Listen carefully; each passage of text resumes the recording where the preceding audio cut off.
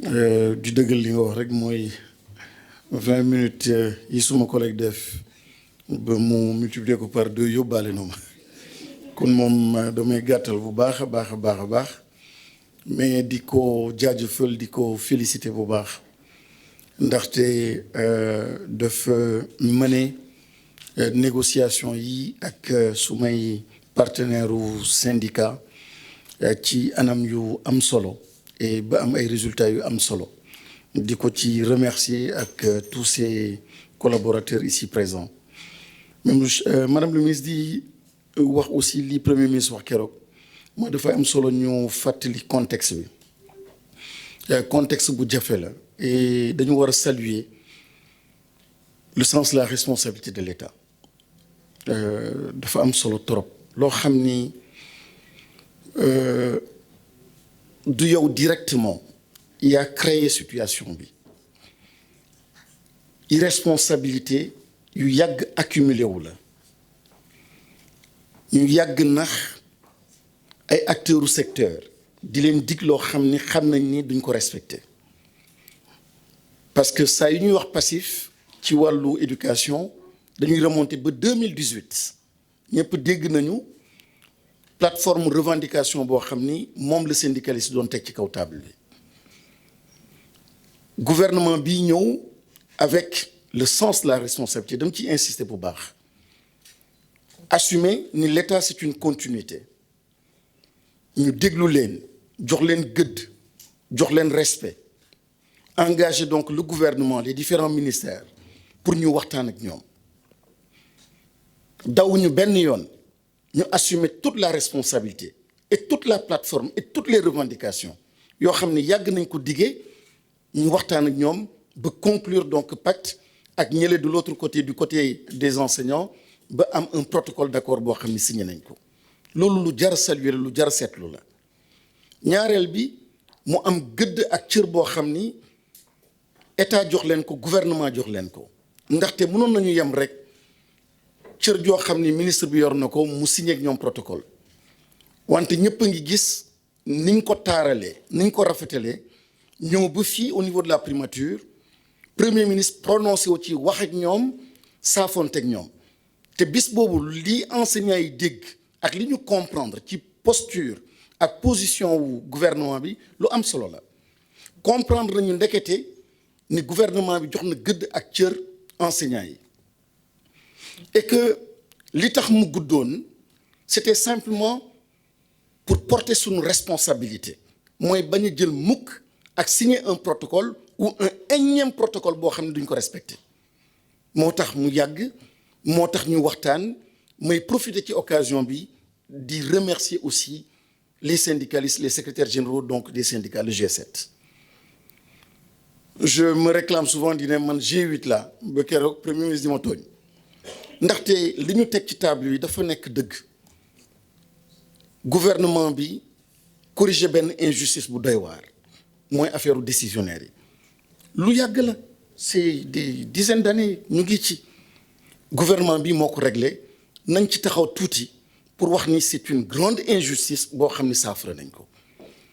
ak yeneen yoo xam ni dañ ko ci def ci associé wu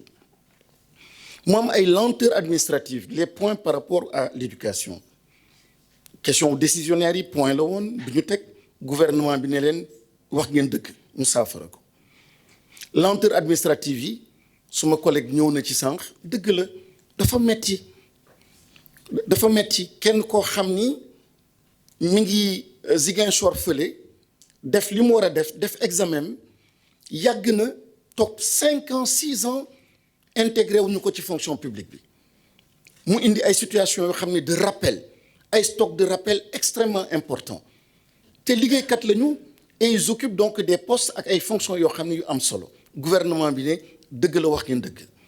ñu fekk leen ci signer protocole mais protocole bi tamit fekk au niveau de la fonction publique ñu sori ci lool par rapport ak seen girafe une plateforme numérique digitale qui va dans le sens justement de réduire et d'annuler même les lenteurs administratives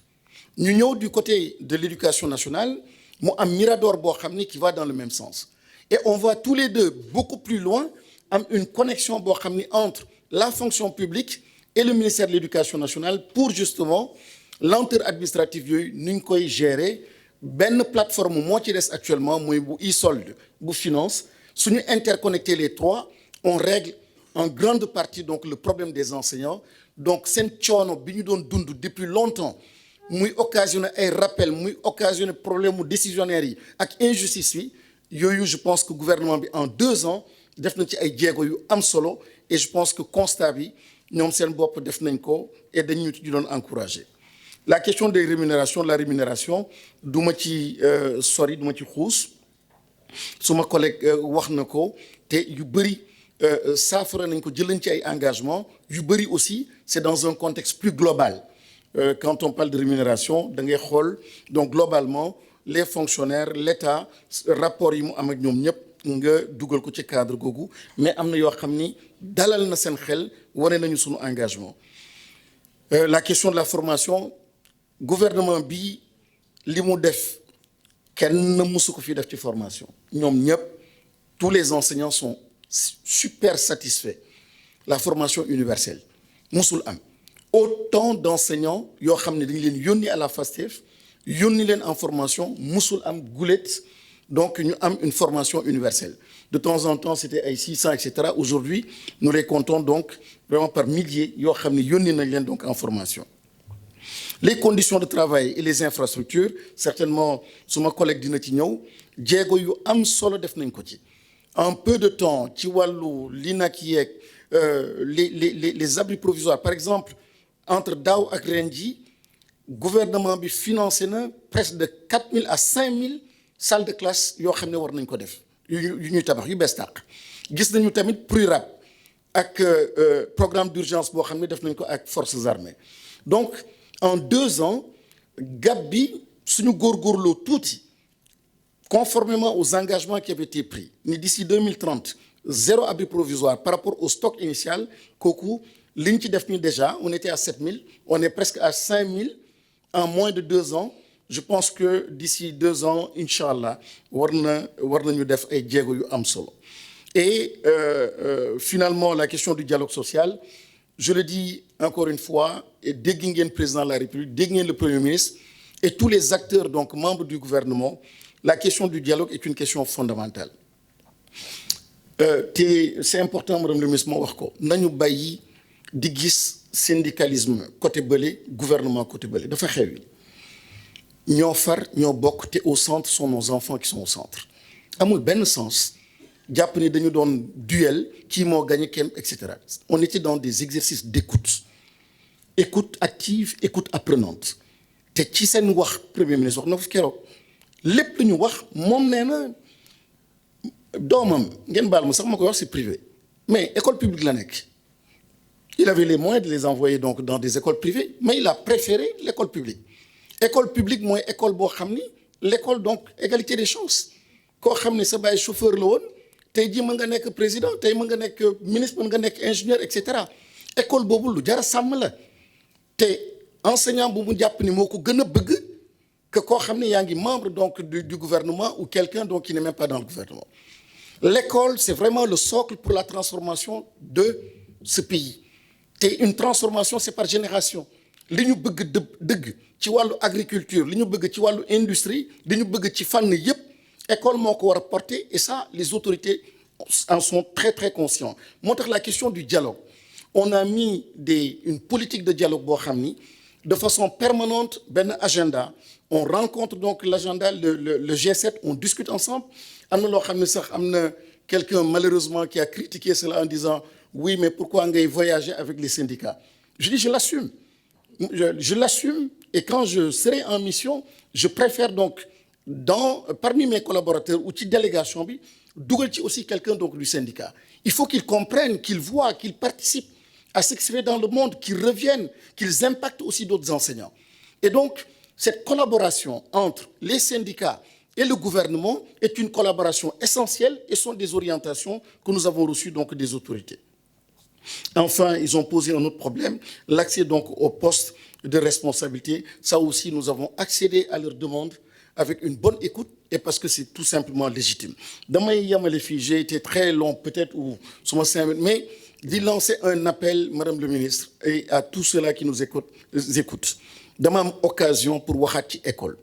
gëmuma agriculture buy changer te jaarul école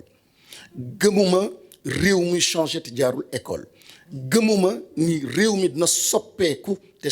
jaarul ci école kon école dañ ko war a sacraliser moo tax may profiter ci occasion di lancer aussi un appel bien sûr l'exercice était intéressant jàng naa lu bëri ci syndicats yi jàng nañu lu bëri ci syndicats yi parce que lu bëri lu ñu teg ci table bi dëgg la woon moo tax protocole bi ñu am ko di saluer seen sens de la responsabilité mais di leen encourager toujours ni dialogue boobu nañ ko continuer di am mais di sóoraale simplement mooy le quantum horaire di sóoraale xale yi ba école donc bañ a am yenn impact yoo xam ni xëy na rattraper ko na difficile mais heureusement que bi leen premier ministre waxee ne attention xale yi de am na ay examen am na ay concours vraiment je salue ici leur sens de la responsabilité ñoom ñëpp ne am nañu les moyens d'accompagner l'école et ils se sont engagés pour accompagner l'école ils se sont engagés pour que les élèves soient dans d'excellentes conditions et que impact bi bañ a nekk un impact négatif au contraire on peut même être surpris par les résultats qu'ils vont assurer donc encore une fois dire à tout le monde et à tous les Sénégalais que nous passons d'un système éducatif à une société éducative na ci ñëpp jàpp l'effort d'éducation doit être partagé par tout le monde nous saluons encore une fois nos acteurs nos partenaires les enseignants les syndicats le gouvernement sera à leur côté pour que ensemble nous réussissions donc à changer et le système et le pays tout entier merci beaucoup jërëjëf monsieur le ministre.